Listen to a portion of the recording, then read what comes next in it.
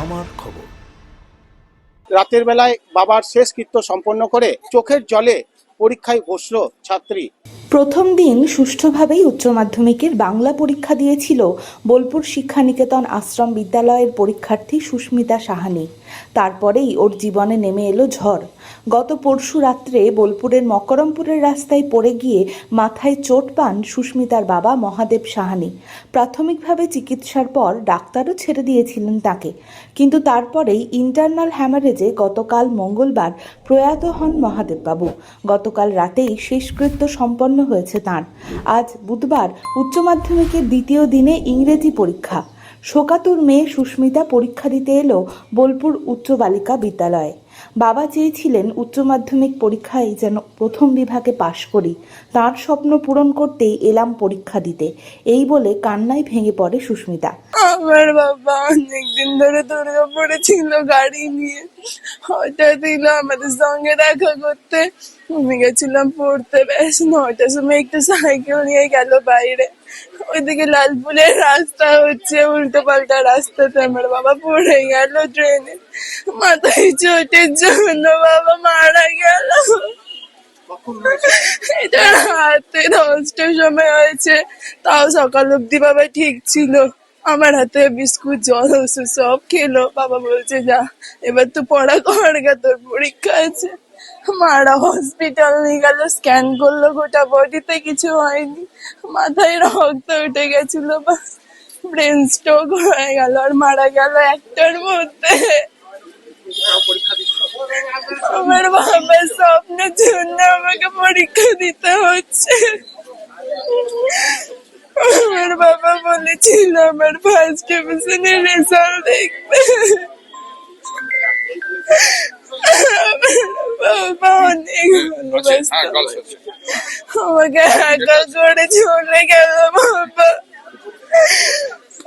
বোলপুর শিক্ষানিকেতন আশ্রম বিদ্যালয়ের প্রধান শিক্ষক প্রশান্ত কুমার দাস জানান, গতকাল এই ঘটনার খবর পেতেই তারা পৌঁছেছিলেন সুস্মিতার বাড়িতে।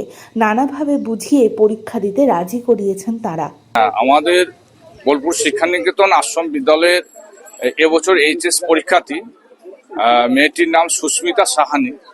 ও খেলাধুলায় খুব ভালো, ও ভলিবলের খুব ভালো খেলোয়াড়। তো খুব দরিদ্রতার সাথে লড়াই করে মেয়েটা মানুষ হচ্ছে। ওর মা মাছ বিক্রি করে, বাবা সামান্য ড্রাইভারি করতো।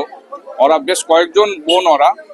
তো এই মেয়েটি বাবা গত পরশুদিন রাত্রেবেলায় মকরমপুরের ট্রেনে পড়ে যায়, তারপর মাথায় চোট পায়। তো বাড়িতে সেটা বুঝতে পারেনি। তো তার পরের দিন সকালবেলায় সিয়ান হসপিটালে নিয়ে যায়। তো সিয়ান হসপিটালে এরপর দুপুরের দিকে মারা যায় ইন্টারনাল হ্যামারেজ হয়ে যাওয়ার পর। এখন মেয়েটা তারপরে পুরো ভেঙে পড়ে যে পরীক্ষায় দেবো না। কারণ ও মেয়েটা বলেছিল যে যেহেতু খেলে বেড়ায় বলে, বাবা বলতো যে তুই এত খেলে বেড়াস তো তোর রেজাল্ট ভালো হবে না। তো এবছর সেই কারণে ও বলেছিল তোমাকে আমি রেজাল্ট করে দেখিয়ে দেবো। তো কালকে রাত্রে যেটা বলছিল যে না আমি আর পরীক্ষা দেবো না, বাবাই তো যখন বেঁচে নেই বাবাকে তো দেখাবো বলে চ্যালেঞ্জ করেছিলাম আমি, যে আমি রেজাল্টটা করবো। এবছর সেই কারণে ট্রায়ালও যায়নি। ও ডিস্ট্রিক্টে খুব ভালো ম্যাশার, ভলির ম্যাশার এবং স্টেট লেভেলে আন্তঃরাজ্য খেলোয়াড়। এবছর ট্রায়ালে যায়নি শুধুমাত্র এইচএস পরীক্ষার জন্য। তো এরকম একটা দুর্ঘটনা ঘটে গেল। এরপর আমাদের স্কুলের সমস্ত শিক্ষক শিক্ষিকা আমাদের কালকে সারাদিন ধরে ওকে কাউন্সিলিং করছি। কালকে রাত্রে ওর সৎকাজ হয়েছে কংগ্রেতলায়। আজকে সকাল অবধি ওকে বার করে আনাটা আমাদের কাছে চ্যালেঞ্জ ছিল। তা আমাদের সমস্ত শিক্ষক শিক্ষিকারা সব সময় পাশে থেকে ওর পাশে বাড়িতে এবং পাড়া প্রতিবেশীরাও খুব সহযোগ করেছে, পাশে নিয়ে গিয়ে ওকে কোনো রকম রেডি করে আমরা এই মুহূর্তে ওকে স্কুলে ওকে ঢোকালাম। দেখা যাক এখন ওর মনস্কামনাটা পূর্ণ করতে পারে কিনা, পাস করতে পারে কিনা। আশা করি করতে পারবে, যখন পরীক্ষা বসাতে পেরেছি আশা করি রেজাল্ট ভালো করবে। এমনি সব দিক দিয়ে মেয়েটা ভালো, খুব অ্যাক্টিভ মেয়ে, কালচার মেয়ে। তো এটা তো খুবই কষ্টকর, কারণ একটা মা বাবা সে রাত্রেবেলায় তার সৎ কাজ হলো আর সকালবেলায় পরীক্ষা বসা, আর ইংরেজির মতো একটা সাবজেক্ট আজকে পরীক্ষা। তো এটা সবারই ক্ষেত্রে, এটা যে কোনো মানুষের ক্ষেত্রে এটা একটা মানে খুব কষ্টকর পরীক্ষা বসাটাই চ্যালেঞ্জ ছিল। তা এখন যা হোক পরীক্ষা ঘরে এখন ওনাকে আমরা নিয়ে যেতে পেরেছি। এখন দেখা যাক কি হচ্ছে। এদিন প্রতিবেশী চৈতালি দেবনাথ সাহানি সুস্মিতাকে পরীক্ষা দিতে নিয়ে আসেন। চৈতালি দেবী জানালেন, বাড়িতে কারো অবস্থা এমন নেই যে মেয়েকে পরীক্ষা কেন্দ্রে নিয়ে আসবেন। সামান্য খাইয়ে তিনিই তাই সুস্মিতাকে নিয়ে এসেছেন পরীক্ষা দেওয়ার জন্য। এইভাবে ওর বাবা চলে যাবে এটা তো স্বাভাবিক কথা, আমরাই ভাবতে পারছি না, ও তো আরোই মানতে পারছে না। অনেক বুঝিয়ে তবে গিয়ে কাল থেকে কান্নাকাটি, মানে কিছু খায়ওনি। আজকে সকালে আমি জোর করে অল্প একটু খাইয়ে তো তবে ওকে নিয়ে এলাম। হ্যাঁ, আমি ওই পাশেই থাকি, আমি ওর আন্টি হই আর কি। ও আমার কাছেই, মানে বাড়ি থেকে ও আমার বাড়িতে বসেই পড়াশোনা করে। হ্যাঁ, আমি ওকে নিয়ে এলাম। ওর বাড়িতে নিয়ে আসার মতন কেউ নেই, অবস্থা কারুরই মানসিক অবস্থা ভালো নয়। বাবা বলতো খেলাধুলো কম কর, পড়াশোনায় জোর দে, কারণ সামনেই উচ্চ মাধ্যমিক পরীক্ষা। উচ্চ মাধ্যমিকে কিভাবে ভালো ফলাফল করবি তা হয়তো এখনো বুঝে উঠতে পারছি না।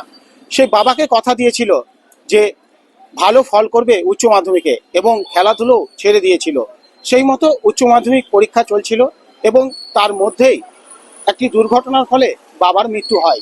আর সেই বাবার মৃত্যুতে শোকাহত হয়ে পড়ে ছাত্রী এবং সে ঠিক করে যে বাবাই যখন রইল না তাহলে পরীক্ষায় বসে আর কি হবে। কিন্তু স্কুল কর্তৃপক্ষের তৎপরতায় এবং স্থানীয় বাসিন্দাদের সহযোগিতায় সে আবার চোখের জলে পরীক্ষায় বসলো বোলপুর শিক্ষানিকেতন আশ্রম বিদ্যালয়ের ছাত্রী। বোলপুর থেকে মুনতাজ রহমান, আমার খবর, বীরভূম। বছরের পর বছর পড়াশোনা করে ডিগ্রি লাভ করার পরেও বেকারত্ব, নাকি উচ্চ মাধ্যমিক পাশ করার পরে নির্দিষ্ট কিছু কোর্স করেই নিজেকে প্রতিষ্ঠিত করা?